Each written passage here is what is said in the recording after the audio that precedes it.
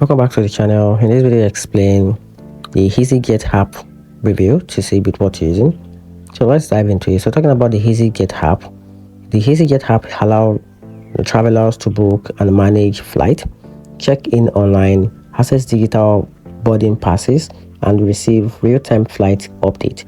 It also includes handy tools like seat selection, luggage tracking, and even an AR bag sizing features to make sure carry-ons meet requirement. The app is available on both iOS and Android, and the interface is designed to make travel planning quicker and more convenient. However, the app has received criticism for frequent glitches, unexpected crashes, and unreliable booking management.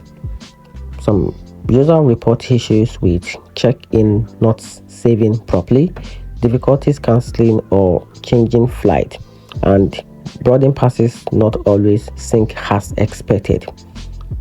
Customer support feedback is also missed, with complaint about slow or unhelpful response. In conclusion, the app is still worth it for basic flight booking, and checking in need if you want a convenient but not ideal if you expect flawless reliability or strong customer service backup.